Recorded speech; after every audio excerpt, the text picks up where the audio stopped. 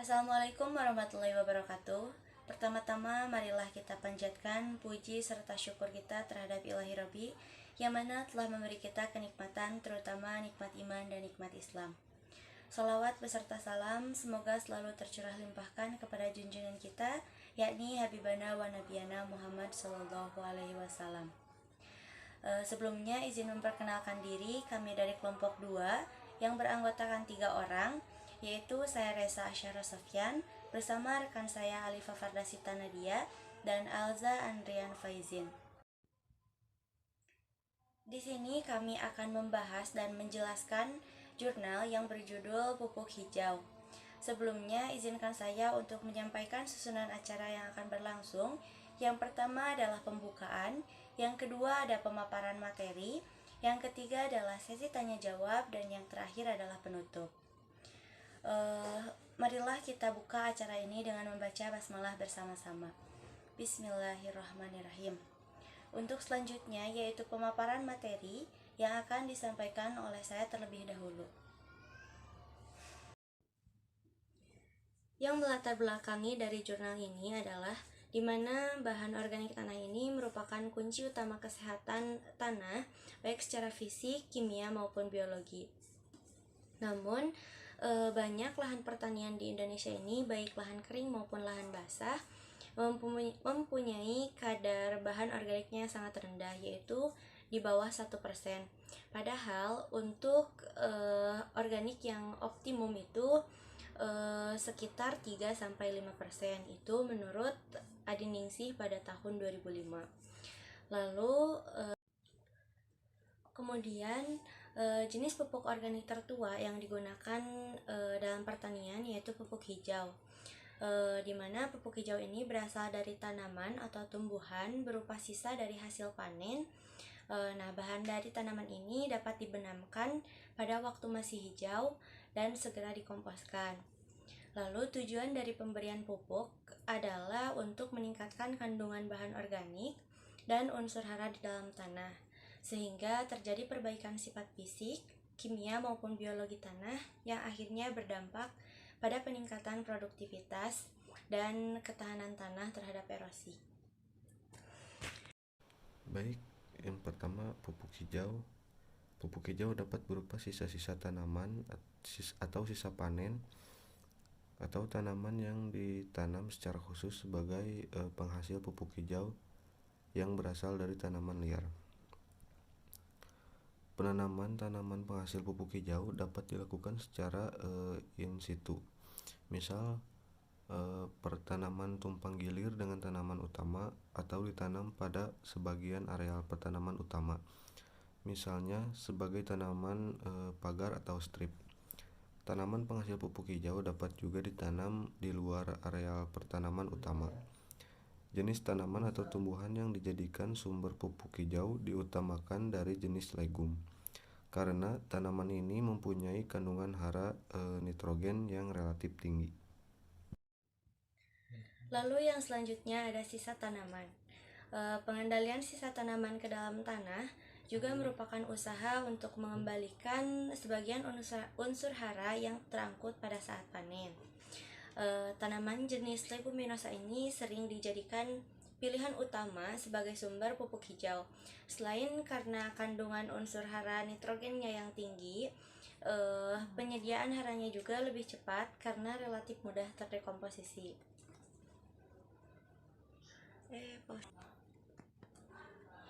Namun di sisi lain, sangat banyak petani yang membuang atau tidak memanfaatkan sisa tanaman ini sebagai sumber unsur hara dan bahan nitrogen. Padahal sisa tanaman ini berupa daun ataupun berangkasan merupakan sumber organik yang sangat ekonomis, sehingga tidak membutuhkan lagi biaya yang cukup mahal dan pengadaannya pun sangat mudah. Lalu dapat teman-teman lihat pada tabel yang telah kami sajikan, yaitu total hara yang terkandung pada tanaman sisa panen kecuali akar. Dapat dilihat bahwasanya kacang-kacangan ini memiliki unsur nitrogen yang lebih tinggi, di mana yang paling tinggi adalah kacang hijau. Kacang hijau memiliki kadar nitrogennya sebanyak 70%. Jadi sangat baik digunakan jika dijadikan sebagai bahan utama dalam pembuatan pupuk hijau. Adapun kendala yang sering timbul dalam pemanfaatan sisa tanaman ini adalah sering terjadinya persaingan antara kebutuhan pakan ternak. Namun demikian, hal ini juga tidak menjadi masalah bila kotoran ternak yang dihasilkan dapat dikembalikan ke lahan. Lalu untuk materi yang selanjutnya akan disampaikan oleh rekan saya, yaitu Alifa Fardasita Nadia. Kepadanya saya persilahkan. Terima kasih kepada moderator yang telah memberikan saya waktu untuk menjelaskan. Untuk selanjutnya adalah tanaman pagar.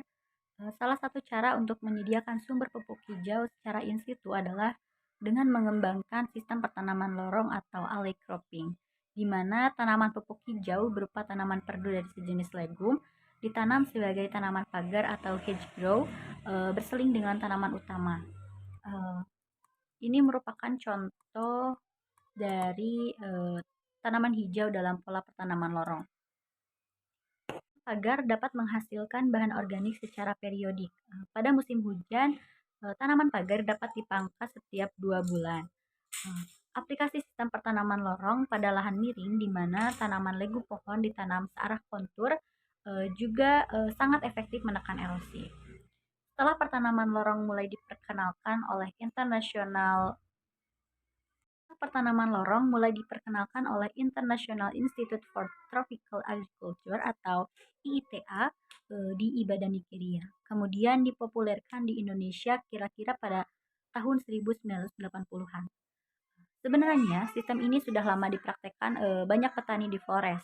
Di sana sistem ini dikenal sebagai istilah lamtoronisasi karena tanaman pagar yang digunakan adalah lamtoro. Umum, setiap semak atau pohon yang tergolong legum bisa dijadikan tanaman pagar, namun lebih efektif apabila tanaman pagar tersebut memenuhi sifat-sifat berikut. Yang pertama, berakar dalam agar tidak menjadi pesaing bagi tanaman semusim.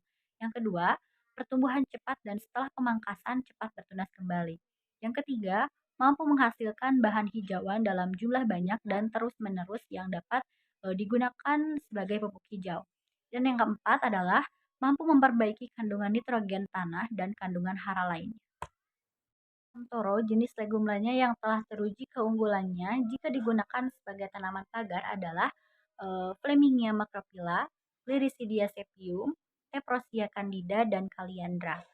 Nah, di antara jenis tanaman tersebut dapat dilihat pada tabel, Flemingia merupakan tanaman yang paling unggul dalam menghasilkan bahan organik.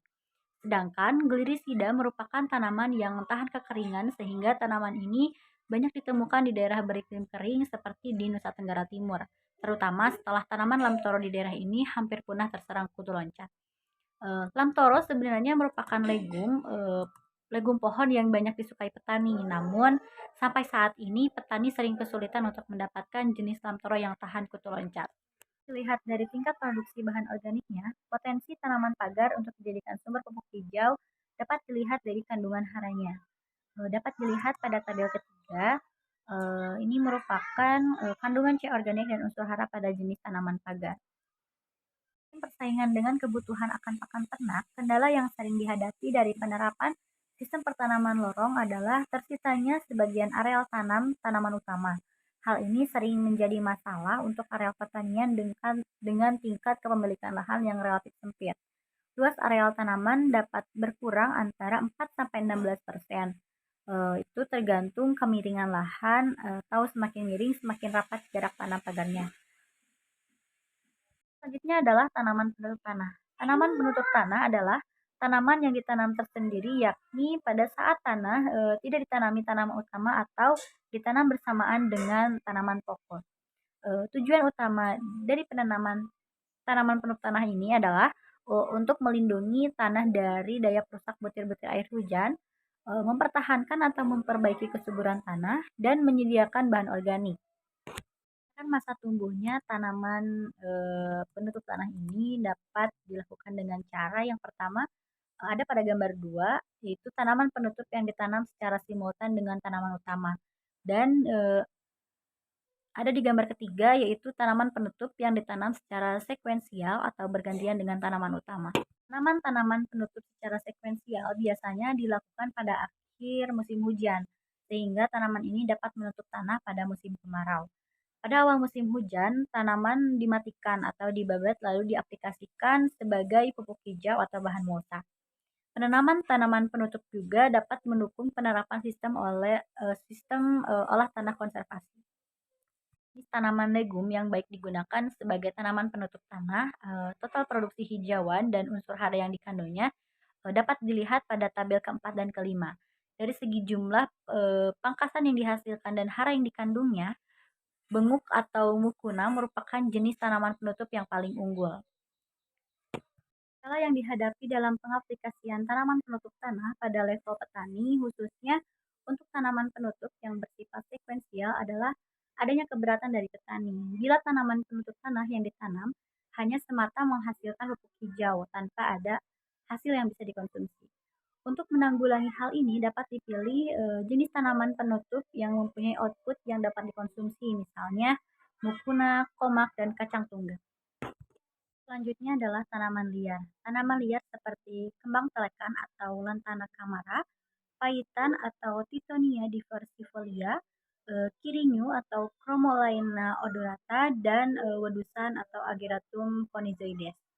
Dapat dijadikan sebagai salah satu alternatif atau bahan pupuk hijau, terutama jika ketersediaan sumber pupuk hijau yang lainnya sangat terbatas.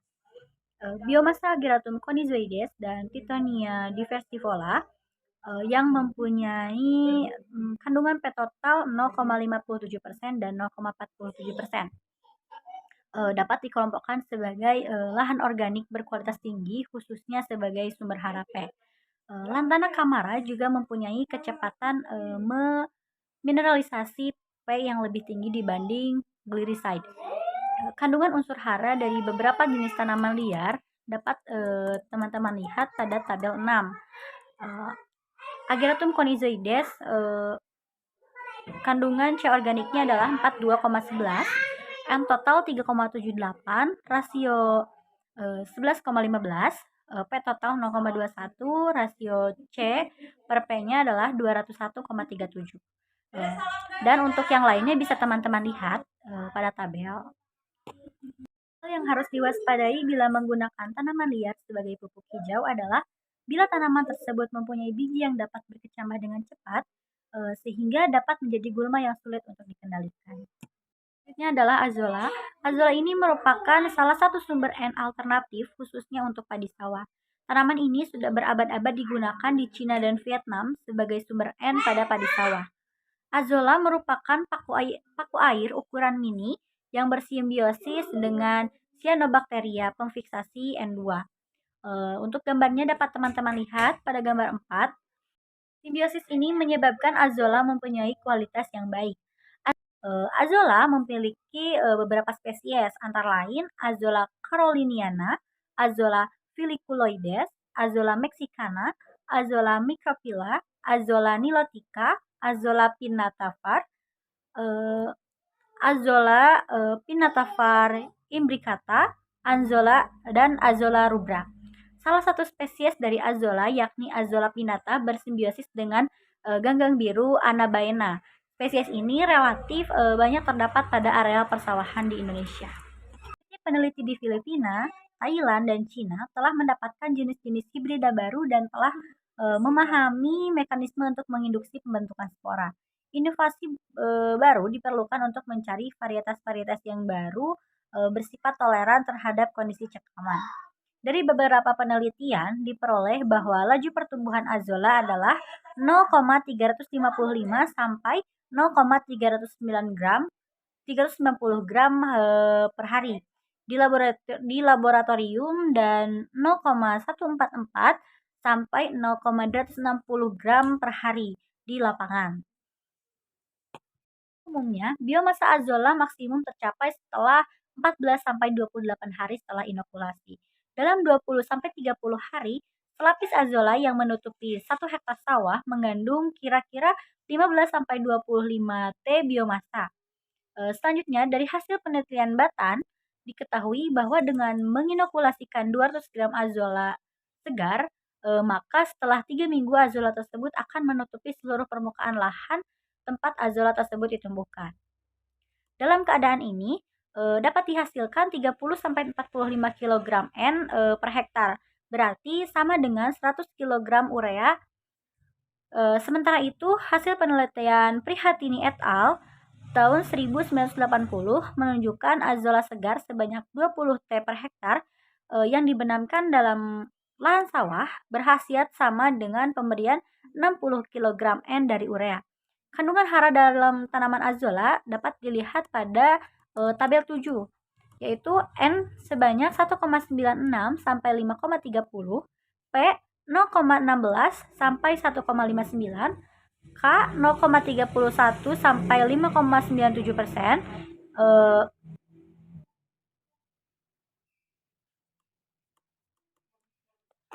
Kandungan hara dalam tanaman azolla disajikan pada tabel 7.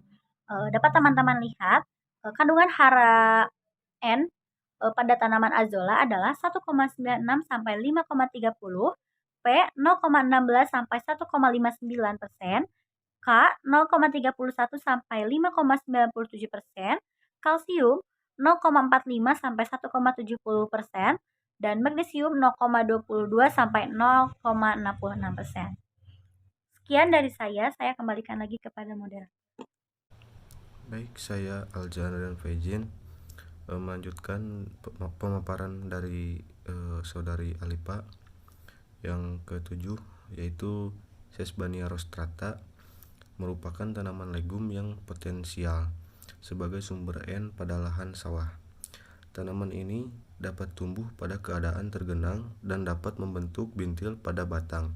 Oleh karena itu, tanaman ini dapat menambah N2 yang relatif tinggi. Yang kedelapan, penanaman dan pemeliharaan pupuk hijau. Tanaman pupuk hijau yang akan ditanam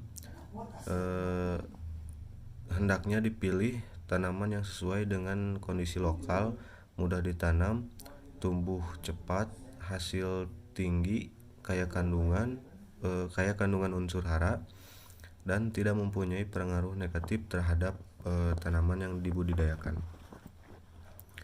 Bila pupuk hijau yang ditanam merupakan tanaman tahunan, misalnya dalam sistem pertanaman lorong, maka perlu dilakukan pemangkasan secara rutin, yaitu 2-4 bulan. Yang kesembilan, aplikasi pupuk hijau. Aplikasi pupuk hijau sangat ditentukan oleh tujuan utama dari pemberian pupuk hijau dan bahan atau sisa tanaman yang digunakan. Pemberian pupuk hijau tersebut bisa diberikan dalam bentuk segar bila rasio C atau N dari lahan tanaman yang digunakan relatif rendah, sedangkan rasio C atau N dari